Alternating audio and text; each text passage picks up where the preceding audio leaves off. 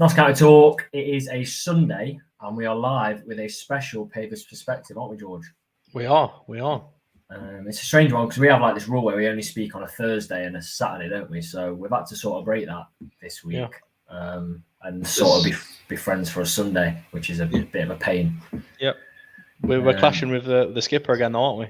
We are. Just noticed before we went live, he's just gone live on Twitch doing his Call of Duty gaming. So I know. I'm sure he's saying the same about us. I'm sure he's saying he's clashing with us.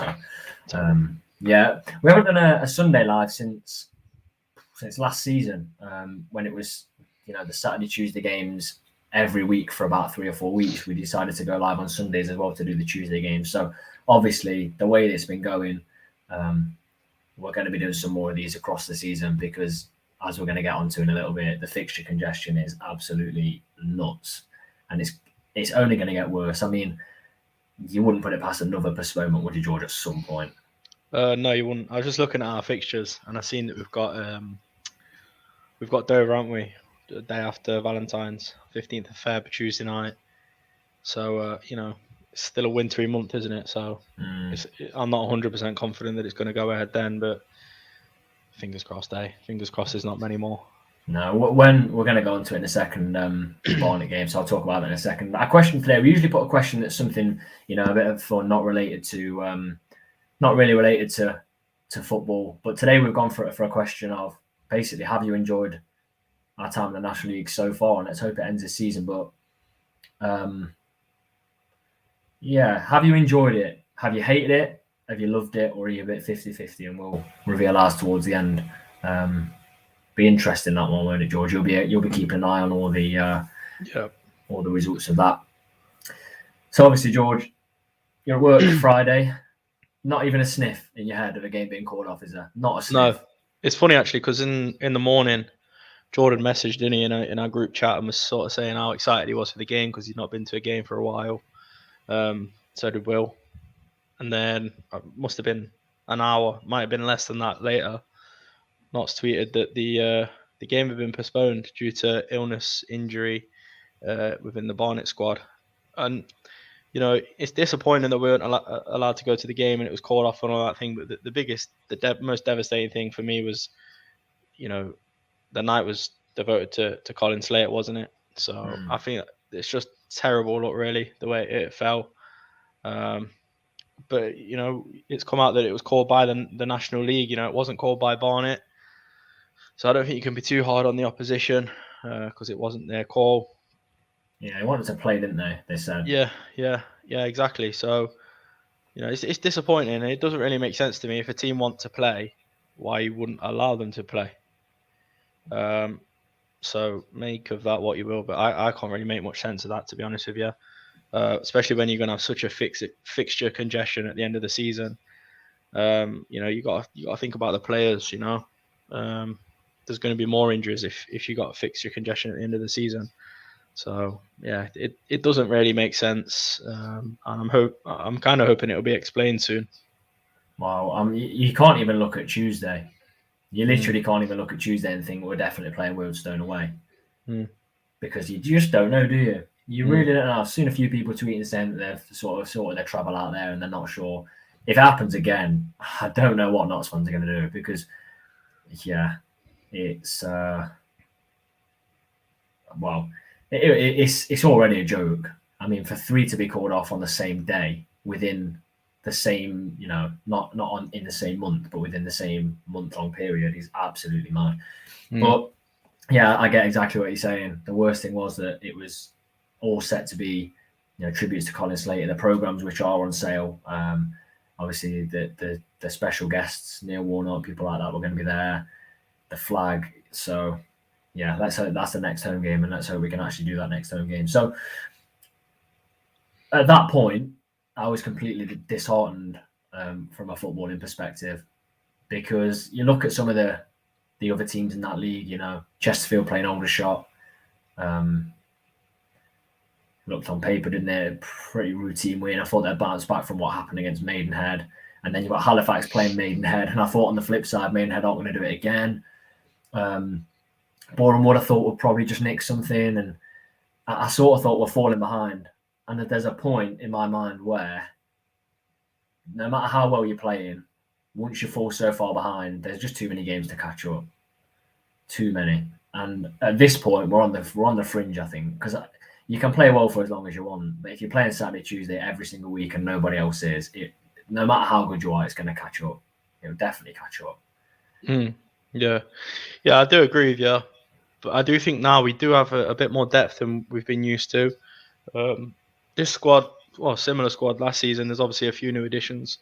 Did fairly well when we went Saturday, Tuesday. We went that really good run, didn't we, at the end of the season? So yeah, I totally agree with you. It's not ideal, but by the same token, I kind of have that confidence in the squad, in the depth of the squad. But yeah, no, I agree with that point that you just brought up there. I would prefer to have that, but you just feel like we're still in fairly good position. We've got 2 games in hand, haven't we? Off on Chesterfield, and we're 6 points behind them. Was it 5, 6? Yeah, we're 6 behind, I think. Yeah, that's right. Yeah, which they were like two games behind us at one point. Yeah. And I was looking at them thinking, oh, they've got games in hand over us, and I'm looking at us thinking, we've got games in hand over them. And that result shocked me. That result did shock me on Saturday, to be fair. Yeah, but it's going to be it's going to be an unsettling time for Chesterfield. I think you can see the anxiousness of their fans on social media, fearing that they're going to be losing Tashamanga because obviously they bought Quigley, haven't they, from Yeovil? Yeah. I think they paid a fee for him as well. Yeah. So you'd sort of be thinking, are they making way for a possible move for Tashamanga? I mean, it certainly does look that way, doesn't it? On paper, there's a lot of talk about him. We talked about it, didn't we, on Thursday about Premier League interest, but I can't see it being true, to be honest. But there's quite some fairly big signals that he could be going to Hearts, making his way to Hearts. Who knows? But I just feel like it definitely disturbs the camp, and it does seem that way in the last 2 results, doesn't it?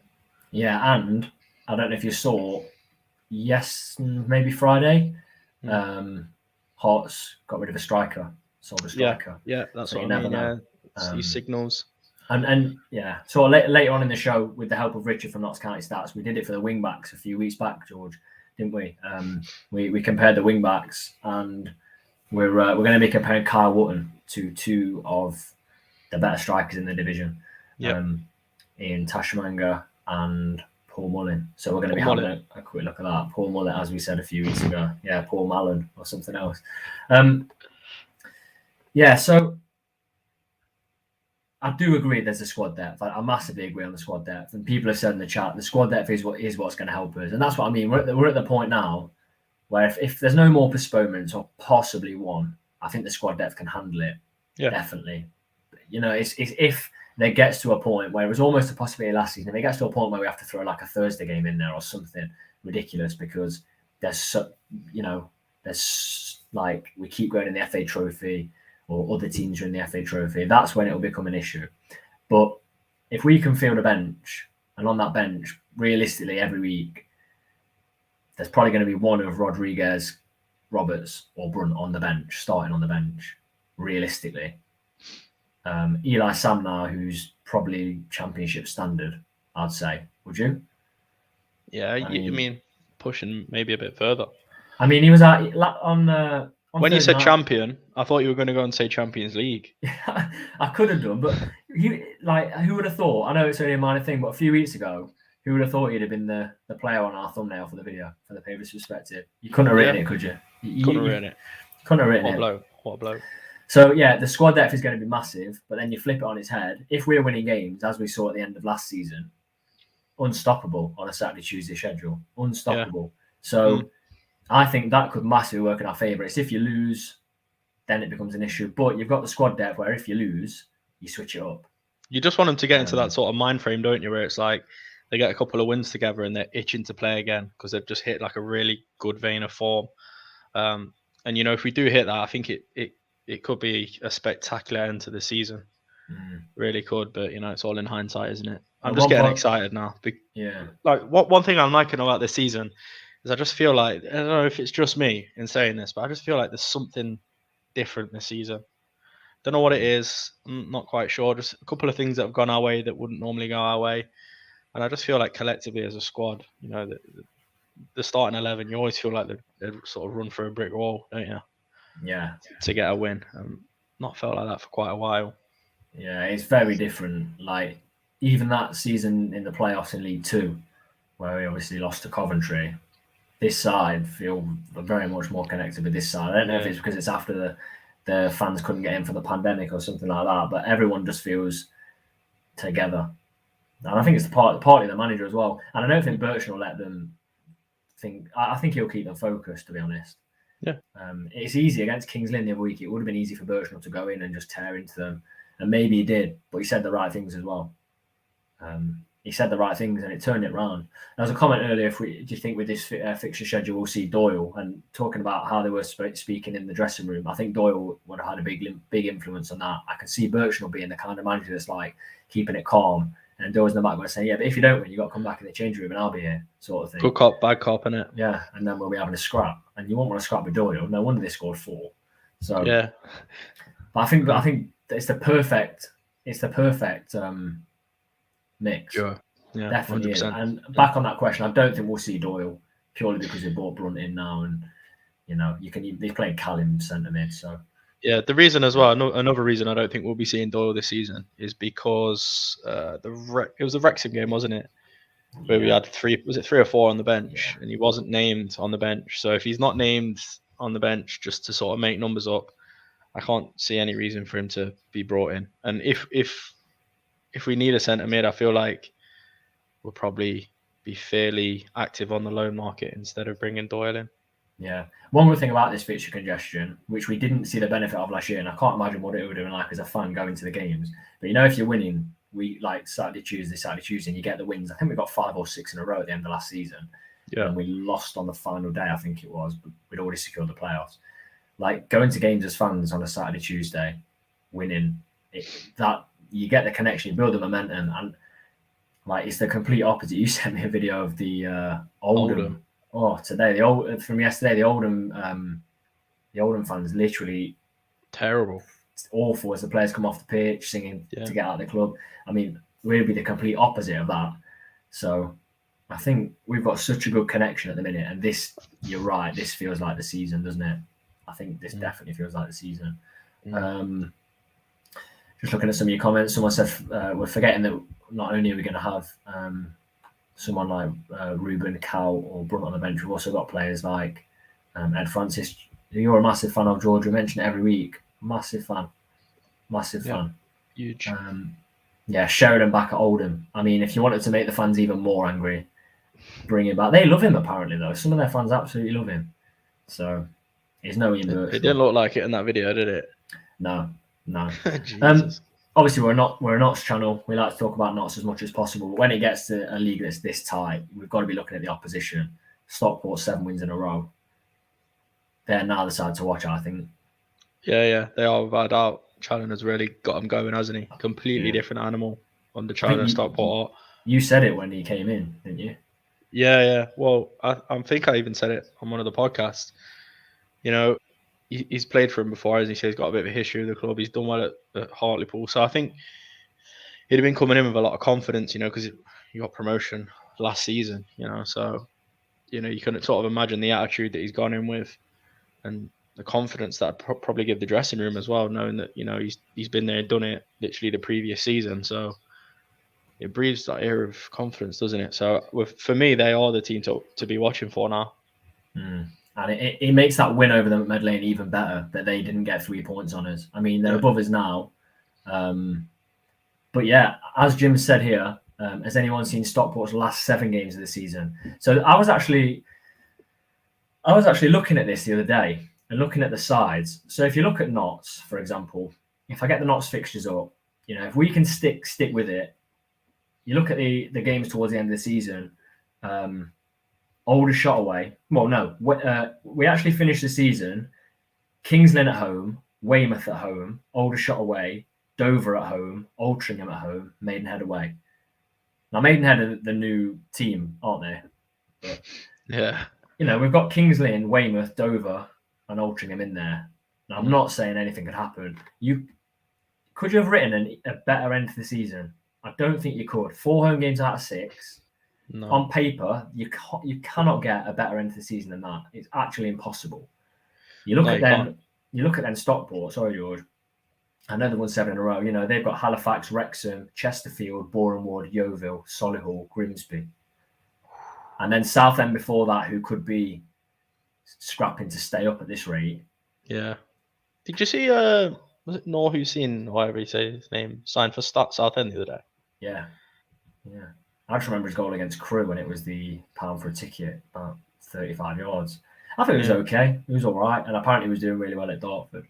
But yeah, if you look at those fixtures, that is an awful end to the season. And you know, if Stockport went up and won some of those fixtures, you deserve to go up. Because Halifax, Wrexham, Chesterfield, Boreham Wood to finish the season. That's what I mean. Our tricky period comes from the 12th of Feb to the 12th of March. It does. And do you think the Barnet game is going to be going ahead on the 8th, we think, don't we? Possibly. 8th of Feb. I really do hope so. There's a gap there, isn't there? So you'd sort of be thinking, let's hope it's in the making. So I can't see why not. Yeah. I think that'd be the most sensible thing. Get it out of the way in case anything else happens later on. But yeah, Jim, thanks for bringing that up because I would have forgotten to have a look at that. But unbelievably difficult end to the season. Probably the hardest there will ever be to end a National League season. So if you got like that, crazy. Chris says we're second in the form table behind Stockport for the last 10 matches. Yeah, we're going quietly under the radar, aren't we? Very quietly. Have you seen within that period we've played 6 or 7 of the top 10? And Stockport have only played, I think it's 3. Yeah. So in contrast to, you know, the opposition, you sort of think we're in a very, very strong position at the minute, playing some good football. The next 2 games, absolutely massive. I know they're all big, but you know, if we can get a win now against Wealdstone away, they had a man sent off yesterday, and then Bromley. Now Bromley are a difficult side. What their manager's done with them is brilliant, like absolutely brilliant. Andy Woodman, fantastic, because Bromley are not a huge side, and they got the draw against us. We should have won that game, shouldn't we? I think at home we had the chances, but that looked like it could have been his last game because he's been talking to Gillingham. But did you see the interview after the game? After the Grimsby game. After Grimsby, unbelievable. Yeah. He wasn't very happy, was he? Yeah, if you haven't seen it, have a look at Andy Woodman's interview. It says the guy, the reporter asking the question says something like, "I can see a little bit of animosity or something between you and Grimsby," and he just comes straight out and says, "I don't like him. Yeah, I don't like him." And it's a really good interview. But I think we're off to Gillingham because you look at that table, you look who's around you, and you've got to fancy your chances and be confident as a manager of any side. But if a side, you know, a few leagues above comes for you, take your opportunity, don't you? Yeah. You do. And I think Steve Evans got sacked from Grimsby, and we don't like Steve Evans on this channel, or indeed as Notts fans, do we? Awful. So that looks at the fixture congestion then. We thought we'd do another one of these, analysing with our stats. And we've got Richard, obviously. For a team in the National League to have someone like Notts County Stats doing the stats is unbelievable. So we sort of asked him, we said, we're doing a Sunday perspective, and we looked at wing backs last time. It went down really well. And I think we ended up with Richard making us a graphic of expected scraps for Dion Kelly Evans. And we've not seen Dion Kelly Evans since, so I don't know if that was set him. Probably not. But we wanted to look at Kyle Wootton, because Kyle Wootton, for me, if he doesn't play, we're a completely different side. Where does he sit in the most important players for you in this side? He's probably behind Palmer and Cameron for me. He's probably the third most important. Yeah, no, I'd probably say second after Cameron. Really? I think Cameron's very important. You know, he fits our mold so well. I think Cameron does. There's no better fit for the way we play in terms of Cameron. But Wootton, like he offers so much. Like his vision, his first touch. You know, he's tricky. Probably the best player in the league with his back to goal. Defensively, he's sound as well. Like he defends from the front, and it's not just, you know, half-hearted closing down. It's 100% effort every time. I think that says it there. Expected calmness. So Richard, if you're watching, expected calmness. He's the professional as well, like pure professional. You never really see him getting too agitated on the pitch with referees, and I do feel like he gets a hard time from referees, especially since, well, ever since he's been a Notts player. I feel like he's been hard done by officials. So yeah, I think he's integral player for Notts. Yeah, definitely, 100%. So we asked Richard to compare him to strikers in the league. I think he's the fourth top scorer. There's obviously Trevon Campbell that was at Notts on loan from, I think it might have been West Brom at the time, who plays for Woking. He's obviously above him. He had a great start to the season, but he's tailed off 1 goal in his last 6 or 7 games, so it's not included. So it's we've got Mullin, Tashimanga, and Kyle Wotton, obviously, and we asked Richard to just have a look at those 3 for us, compare them. So if you do like what Richard does, go find him on Twitter, give him a follow because his stuff's excellent. So here's a look at the 3. Obviously, green, that player's top of that. Orange, they're middle, and red, obviously they're the lowest. So if you look at goals, Tashimanga we knew was always going to be miles ahead, didn't we, George? Miles ahead. Yeah, he's flying. Mullin's got, I think now he scored yesterday. I think Mullin's on 11. 6 of those are penalty goals. You look at Kyle Wotton, 1 penalty goal, which I thought I remembered more, but 1 penalty goal. Yeah. Tashimanga 5. Few things stand out there, don't they, George? So for me, Tashimanga has the most goals, fewest assists. Now those assists are pretty low. You're looking at 4 in 100 games. Yeah. Based on that, Kyle Wotton 9, so you're looking at almost 1 in 10. Less than 1 in 20 of Tashimanga, and then Mullin quite a lot higher. Yeah. What does that tell you about Tashimanga and the way Chesterfield play? They play it to Tashimanga. Do you know what I mean? It's the man. He's just giving the ball. Yeah, exactly, giving the ball.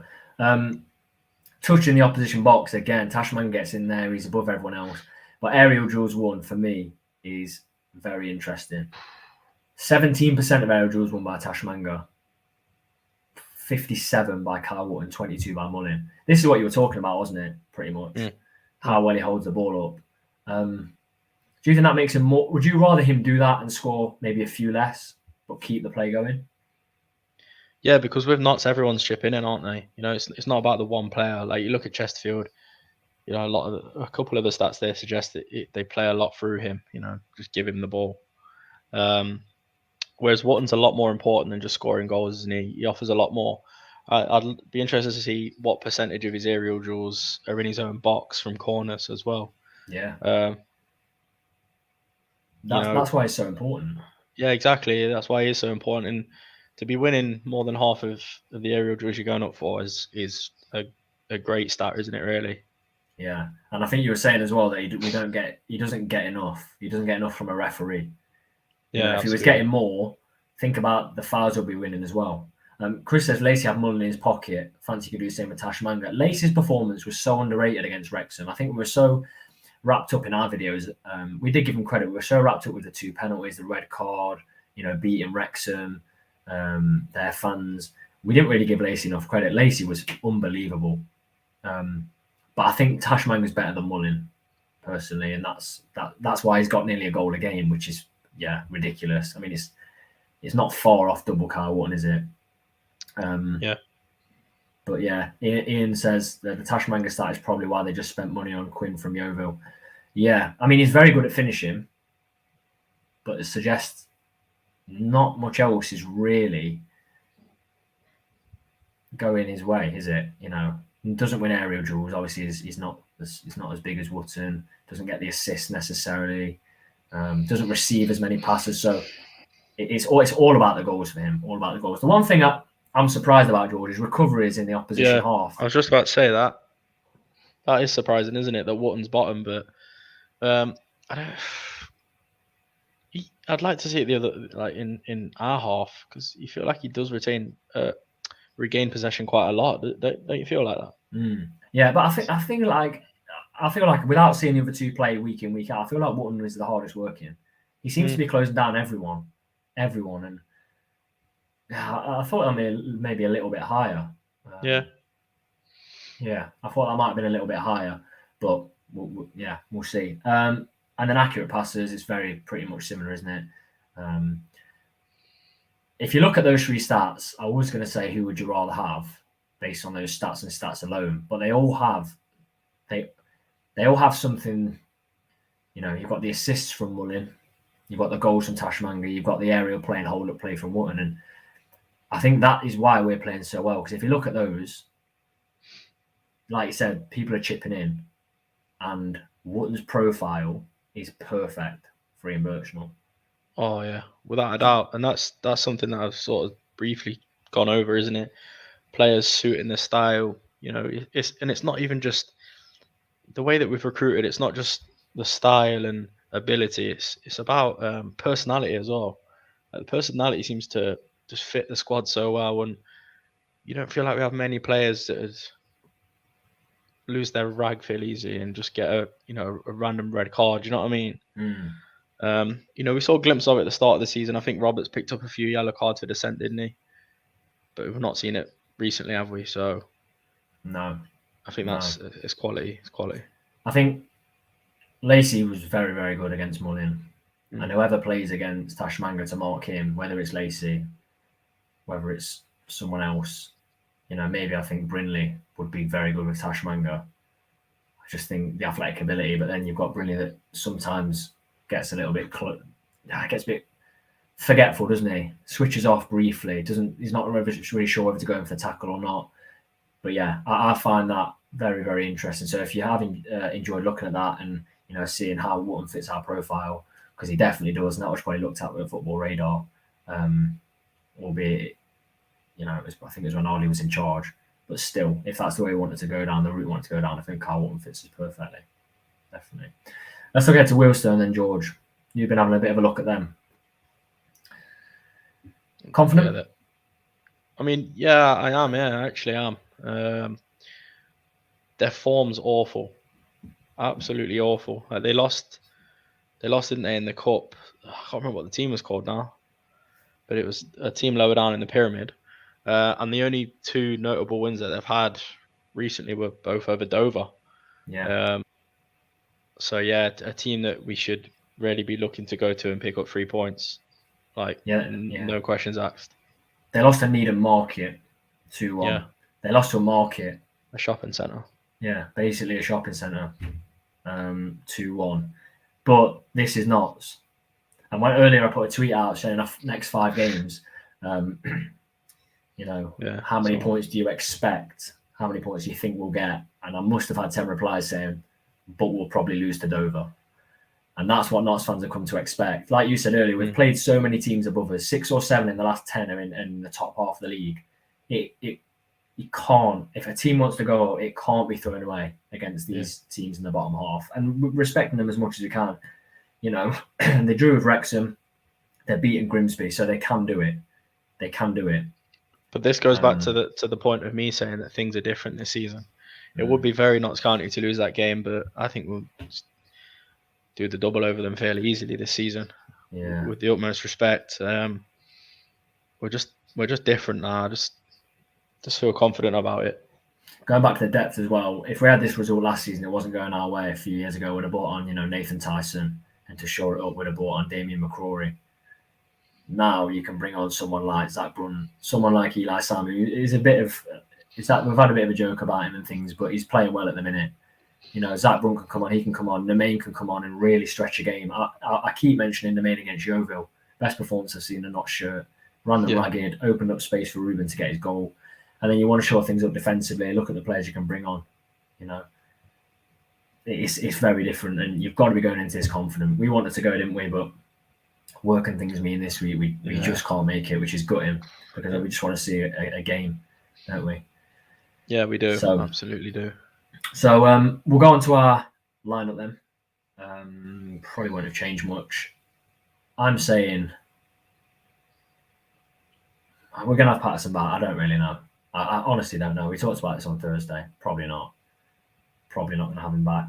I reckon he could be back for this one. Go on then. You go Patterson, I'll go Slocum, and then we're probably both right. One of us is going to be right. Back 3? You'd hope so, yeah. Brinley, Lacey, Cameron. Yeah, agreed. Wingbacks, Richardson and Taylor. Yeah, Midfielders: Palmer, Vincent, Roberts. Yeah, Palmer, Vincent. I'm not having Roberts a midfielder. I want him out wide, either side of Wharton.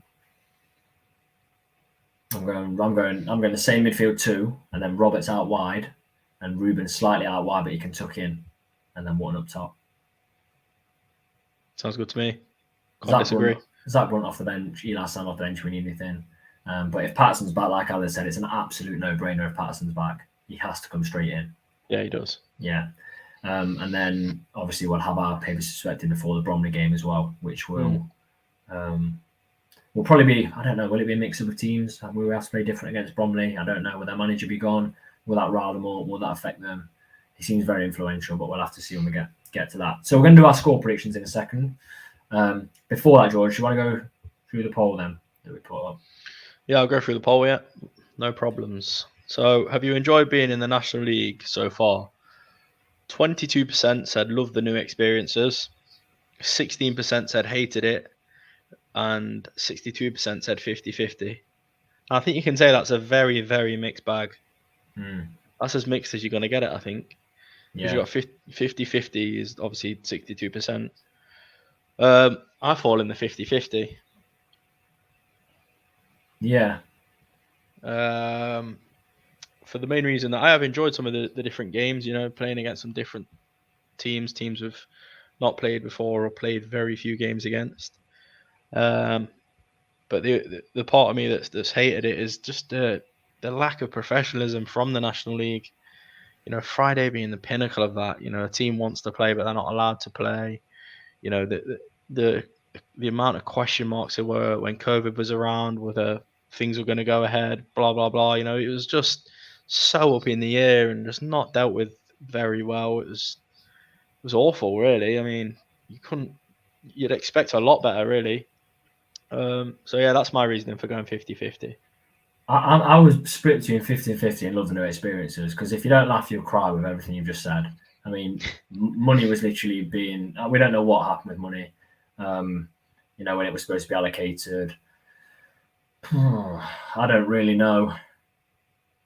I haven't hated it. Look at some of the things we've had.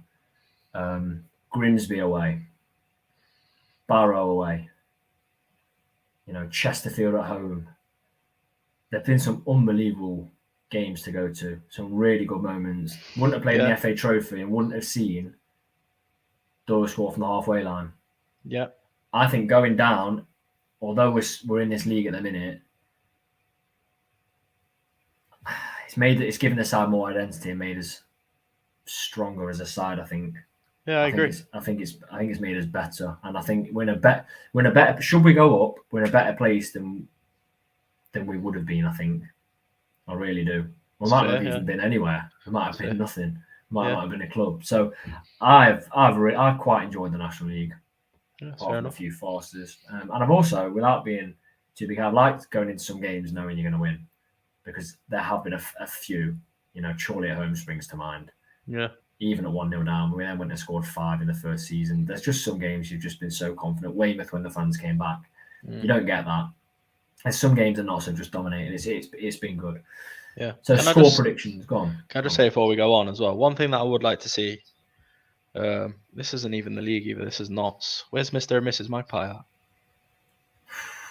I've seen him for ages. That's a shout, and I know it's nothing to do with COVID. These other teams have mascots. I've seen other Magpies knocking around. You know what I mean? Have you? What, like proper one? Yeah. That's a fair point. We need to start something on social media, Twitter. We need to be asking. We need a hashtag, don't we? I mean, we need to find this out. Get the hashtag going. Get some ideas for the hashtag going in the chat. Yeah. And we'll get the agenda going. Get Mr. and Mrs. Magpie back. Yeah. Or I mean, if they're looking for someone to do it, I'm sure Tom would be up for it. I'm not doing that. Then just nesting, couldn't have a bird flu. I hope not. But that was the pinnacle of your match day, wasn't it? Yeah, shaking hands on the picture. I used to literally have to keep you sat on your seat because you were just so excited. Yeah. Unbelievable. Bovril everywhere. We need to know where they are. So score predictions then. I'll put a few up before we give ours. Richie says 4-0 Roberts, 2 Brunt and Cameron. We've got Matt saying 3-0 Francis Wood and Chickson. Chickson, great player. Max says 2-0 Cameron and Rodriguez. Hang on. Surely Jordan will do it. He's a lovely lad. I reckon Jordan wouldn't be able to say no. Yeah, Jordan would be good at that as well. That's something he'd really relish. He definitely would. He'd love that. 3-1 Knots, Wotton ×2 and Vincent. Vincent's goal was taken really, really well. Charlie's prediction, I'd say you got 50-50 chance with that one. Slap a tenner on it. Definitely. 3-1 Ruben ×2 and Cameron. Cameron's due another. We've got a 4-0. We've got a 5-0 Knots. I'm feeling a bit uneasy, because it's not a Thursday. Chris has a very good point. Oh no, where's Callum at? This must be the only episode we've not had a Chicks and Hat Trick in there. So if anyone can quickly give Callum a call, say he needs to be on with the Chicks and Hat Trick, please, because I'm feeling uneasy ending the live video without that. Yeah. Score prediction, George. It's gonna be 3-0 Knots. You think? Yeah. Vincent's gonna get 2. Wotton's gonna get 1. Vincent 2 and Wotton 1. Fair play. I think a team are going to get a pounding at the hands of Knots, really, but I don't think it's going to be an away game. I think it will more likely be at Med Lane. So I'm just going to go 2-0. This is where the clean sheet happens.